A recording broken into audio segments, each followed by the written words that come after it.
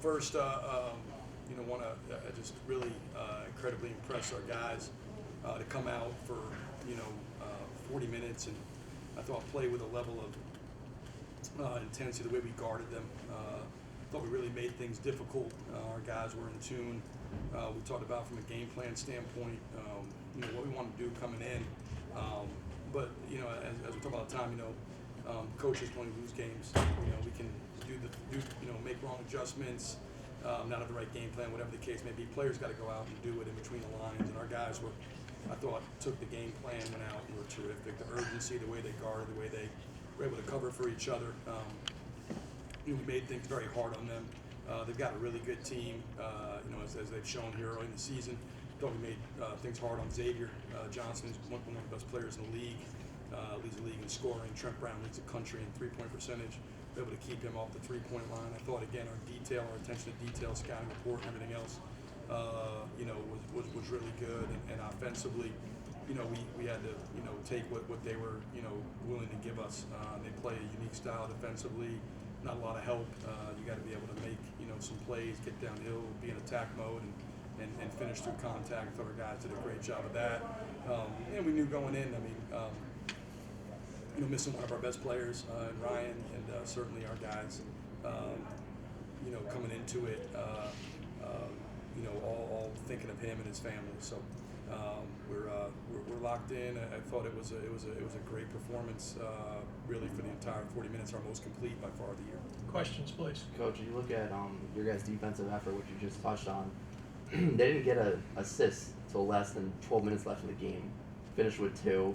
It looked like you said, the perimeter defense was slow, and Larry really came out and shut them down. You guys are switching, they're keeping with them, staying in front of them. What can you say just the defense and what kind of statement or just what kind of showing you guys had in the opener here defensively? Well, I think, you're right on. I think, obviously part of our defensive plan is always to try to limit assists.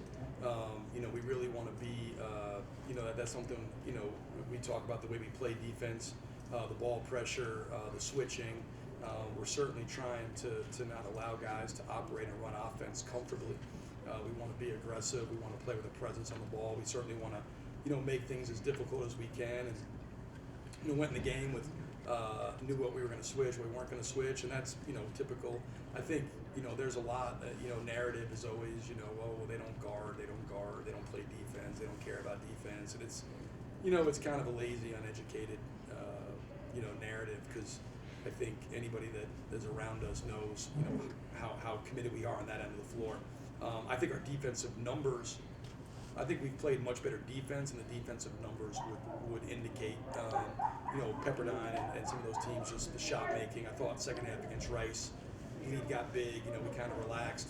IUPUI at 36 with 6.5 minutes to go, and we subbed, and they ended up scoring 21 points last 14 possessions tonight, but our defense has been much better than what the numbers indicate. And I think our guys, we got a lot of guys that, Isaiah Swope is one that, everybody talks about his scoring, but he's been elite defensively. How hard he's playing on that end of the floor, end of the ball. He leads us in steals, leads the league in steals, deflections, hands on the ball. Julian Larry, I think for the last 3 years, he's as good a perimeter defender as there's in the league. I think he's the best. And I thought our other guys, Jason Kent's versatility at 6'9", be able to guard, 4 or 5 spots. Jabo's been much better on that end. So it was great to kind of see it come together.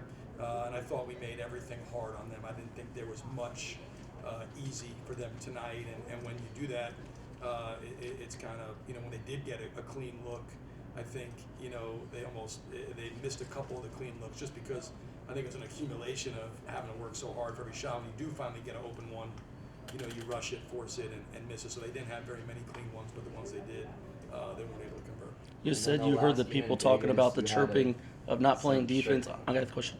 You heard about the chirping about not playing defense a little bit. When you turn in a defensive performance like this tonight, not just you, the guys, how much do you not, pound your chest that, hey, look what we can do? Yeah, I think, even last year, we were going in the Belmont game, which was the second to last regular season game of the year last year. We were second in the Valley in defensive efficiency. I think people look at points per game and they just say, well, this team's giving up 62 points a game. They're a great defense team. Gives up 72 points a game. They're a bad defense. But really the only stat that matters defensively is your efficiency rating, right? Like points per 100 possessions.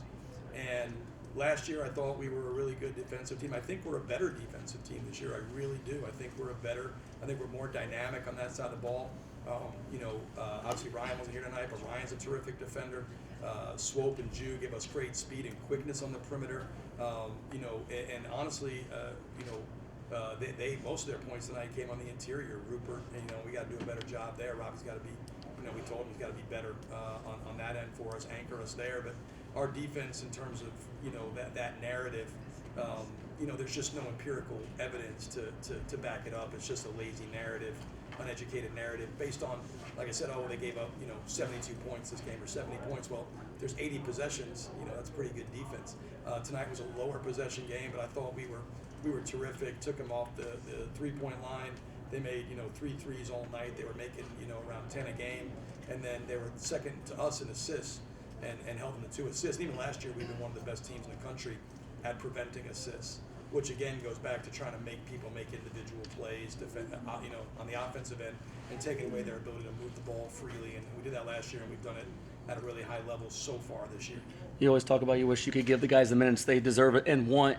Xavier gets extra minutes tonight. I know you wish it was under better circumstance, but takes full advantage of it. How happy are you to see the game he turns in? I'm thrilled. I mean, I mentioned out there on the radio, there was a lot of talk about, I didn't play, I didn't sub in the second half against Toledo, right? And I played the starting 5 the whole second half, so Xavier didn't get in with the other guys. I said out there, every game I'm coaching with that game. I could give what less about what's happening a month from now or a week from now or 5 games from now.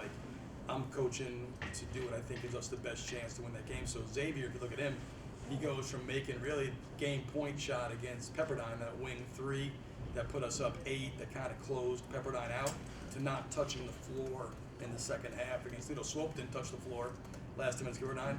Game, really 2 massive threes, including game point shot against Toledo. It's game to game, but the thing about Jabo that I love is he never once complained, never once said, "Man, why'd you not play me?" He was up coaching and involved, and his emotional investment in the team is not dependent on his playing time. And he was fantastic tonight. And we know how good he is. Games are going to provide different things. Guys are going to this and that. Nobody has every night, but to see him come out after not getting a chance to play the second half against Toledo, to get 17, to get 4 assists, no turnovers, big shots. I thought he played an unbelievably clean game, and I thought his defense was terrific. I really thought he was, we switched there in the second half, and he took on Rupert, and we put Robbie over on one of the guards, and Jabo did a great, that really stemmed their tide in terms of inside. His post defense and his perimeter defense was outstanding, and it couldn't happen to a better human, man. He's been with him 6 years now. He's like a son to me.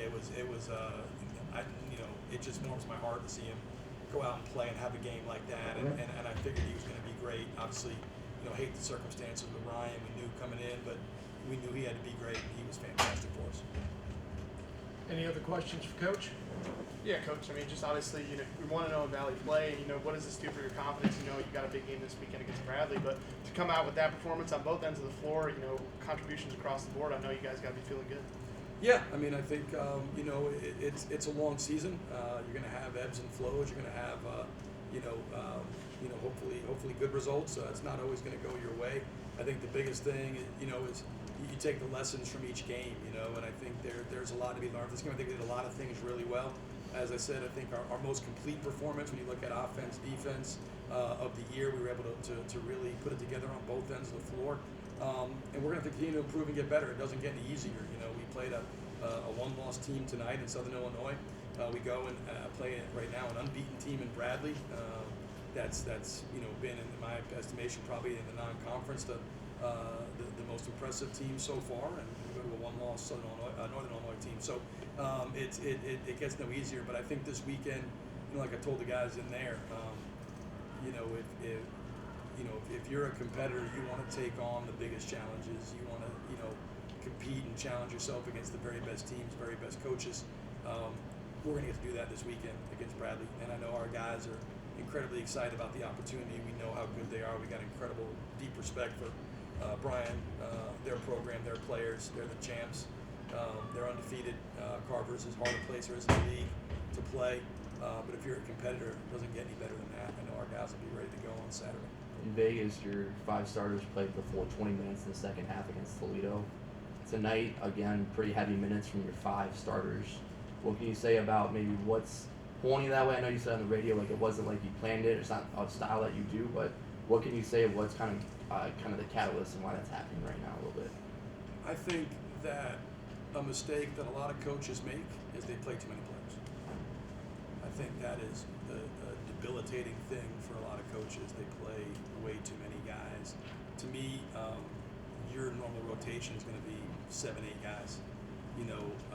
I don't think it makes any sense to play beyond that unless guys have earned it or there's not a gap. The guys who are playing, tonight, Robbie got 22 minutes, Jabo 27, Julian 32, Isaiah 36, Jason 31. And then our bench, really was Jake and Mason and Derek, and they basically, got 17, 12, and 8.